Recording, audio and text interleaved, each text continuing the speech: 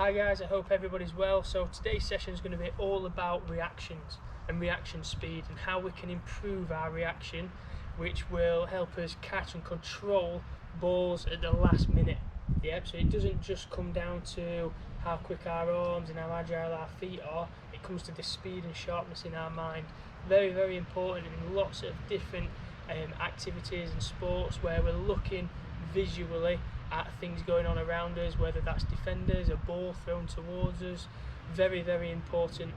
Big key factor in 100-metre sprints, because that reaction time to when the gunshot sounds in certain races can be the deciding factor of whether you place first, second or third in that race. Very important skill. Let's get started. Right guys, what you'll need for this session is, if you've got a small ball of any sort, so you might use a tennis ball, a sponge ball, even if you've got a football, netball, basketball, feel free to use one of them. Also, what we're going to use are, well, I'm going to use some sticky labels, so 4 sticky labels. You might not have sticky labels, you might have sticky notes, you might have little small pieces of paper stuck onto the fence posts. Whichever's going to be easiest and whichever's going to be best for you. Again, ask parents or guardians permissions before sticking anything to any wall. Right, so this is the setup for the warm-up. What I've made is a little bit of a reaction wall. Yep, so some of these, or some of you might have had these in your school, and they are reaction walls, but instead of sticky notes, you'll have flashing lights. Yep, so what I've done with my sticky notes, I've just placed them on the 4 corners of the post. So I've got a yellow one, pink one, red one, green one and a blue one just there. Now what I'm going to do, just as a nice little warm-up, fun little warm-up, I'm going to shout some colours. Now once we've shouted these colours, all I've got to do, quick as I can, is tap them colours. So I'm stood probably about 1 metre away, so are we ready? Yep, so make sure your wall is set up. Ready? Yellow. So touch and straight back in. Blue. Green. Red. Red. Blue. Green. Yellow. Blue. Green.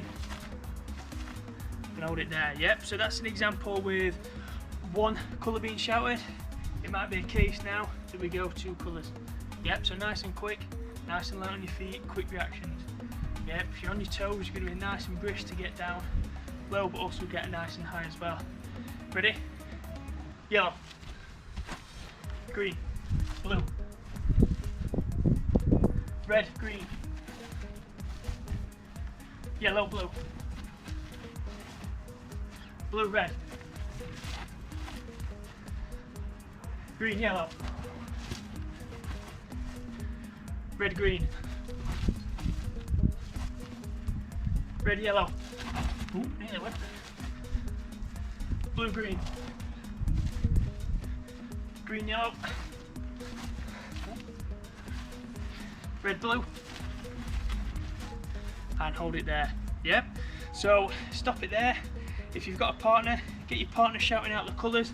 If you haven't got these colours, don't worry about it. Put numbers instead of the colours. So you might have 1, 2, 3, 4.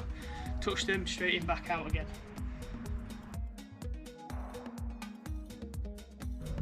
Right, so 2 ways we can make this more challenging. The first way is by increasing the numbers or the number of colours that you shout. So whether it's 2, 3, 4, 5 in one turn. The second way is I have a partner that's ready to throw a ball or an object at me as soon as I complete the colour combination. So, example, if I go red, blue, touch the red, blue, I'm in to receive the ball or the object. The smaller the object, the harder it's going to be. So, a little example, so if I go blue, green, so blue, green, turn and face, bring the ball into my chest. Remember that catching technique that we focused on when we were inside. So keeping his hands, crossing them little fingers, making sure we've got that bucket. If it's a larger object, focusing on creating that W shape, nice into the chest, like so. Also depends on where that ball or the object is travelling in from, if it's at chest height or if it's at kind of belly button height. So one more example, so I might go red, green, turning face. Yeah, I'm making sure that I'm always prepared, I'm reacting, I'm using my body or manoeuvring my body to receive that ball. Again, to make it harder, that person who is throwing the object throws that ball in at an increase in speed or reduce time from when you touch your last marker on the fence or the wall. Right, so for this exercise, we've got a wall. Yep, now what I'm going to be doing, I'm going to be using a ball. I'll start off with a big ball to start off with. Yep, and all I'm going to be doing is throwing this ball against the wall and manoeuvring my feet to catch the ball. Now, my wall is quite bumpy, which is going to be perfect for reaction time and manoeuvring my body nice and quick. Yeah, now the harder you throw the ball at the wall, the harder it's going to be because you're going to have less time to react. Now, if the wall is nice and smooth, absolute bonus. Keep trying to vary where you throw it at the wall. Yeah, so I'm just going to do a little chest pass to start off with. Yeah, as you can see, I'm going to throw, manoeuvre, and then take it to the other side. Yeah, so I'm taking it into my chest. So again, using a W shape to catch the ball this time instead of using the bucket or the dish. Yeah, because it's a larger ball to control. Yeah, so again, show you through more examples. So I'm throwing the ball. Yeah, could go anywhere. Moving my feet so I'm behind that ball every time. Yeah, so I might do 20 of them, see how many I catch. The next progression is I'm going to bounce the ball. So I bounce the ball, I'm going to bounce it.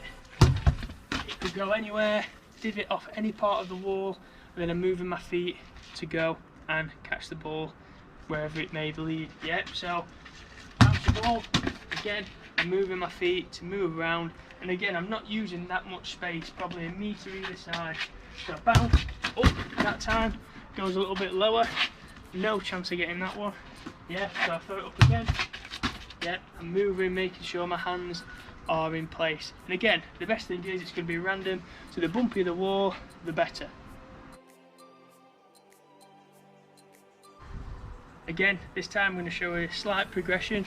So this time, instead of the ball being caught in our hands, I'm going to bounce the ball against the wall, through our legs, and then catch it on the other side.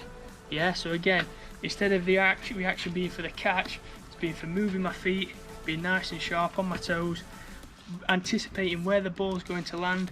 Great one for tennis, this one, or any kind of net and wall skills or sports where we're reacting off the ball's movement as well.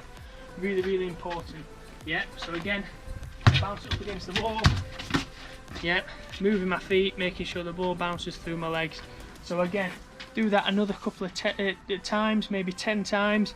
Again, vary the angle of the throw, vary the power. Just make sure, especially with this one, that we haven't got any plants or pots just knocking around the outside, and then when we are taking part, it's nice and safe. We're not going to knock over anything that parents or guardians are going to be upset about if we do knock it over. Right, we're going to make it a lot harder now. Yep, so if you've got a partner, this is where they're going to get involved. Now, what we're going to do, your partner is going to be throwing that ball at the wall, not at you, at the wall, and what they're going to do, you're then going to react off the bounce of the wall. So I haven't got control of that ball's flight anymore.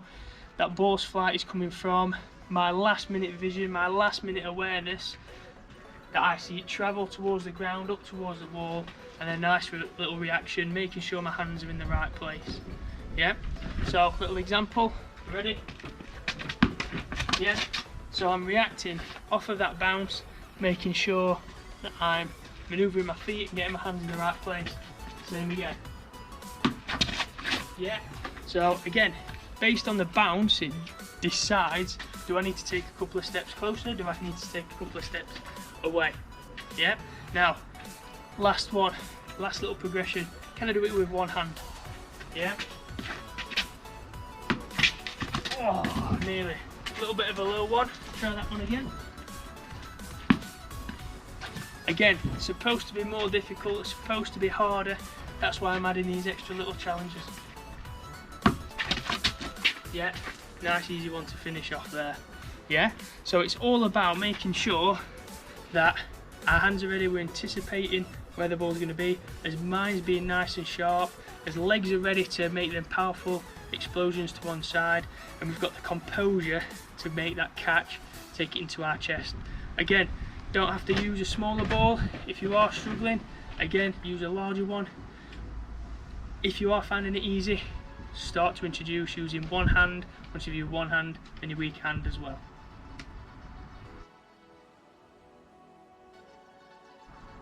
Right, so once we've completed all them little exercises, it's time for the challenge. Yeah. Now, what I've got, a trusty arm here, we're holding a trusty pole. Yeah. Now, you don't have to use a pole. You can quite easily use a 30cm ruler.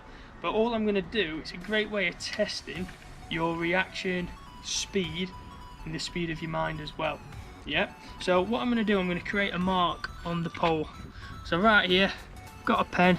Again, you might, if you're using a ruler, you might put your fingers on 0 centimeters.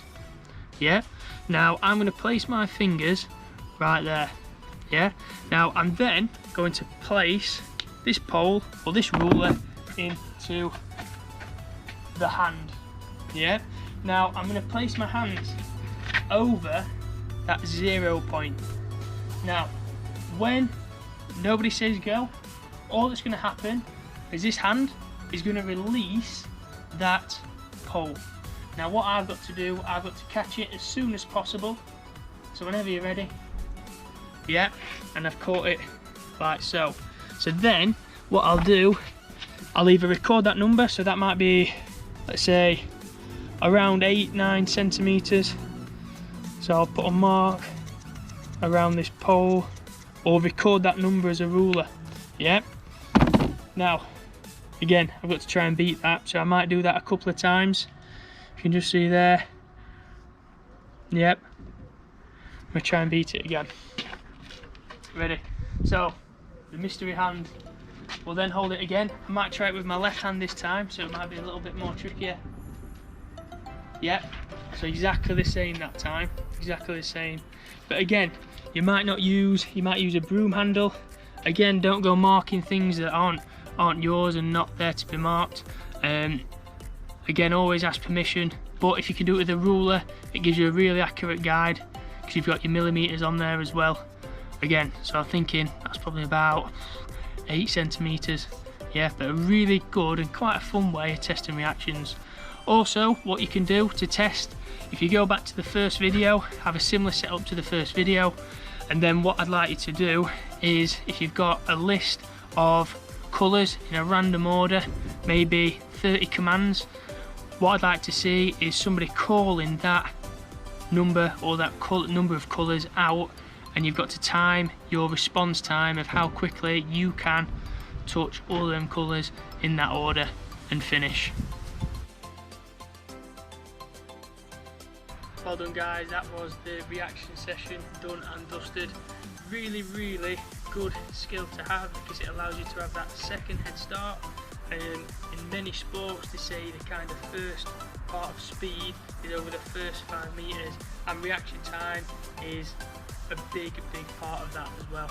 Yeah, so we've done some fun little activities there. Hope everyone's enjoyed it, hope everyone has a go, and make it competitive with yourself, but also with your siblings, parents, aunties, uncles, guardians, whoever's with you at this time. Well done guys, stay safe.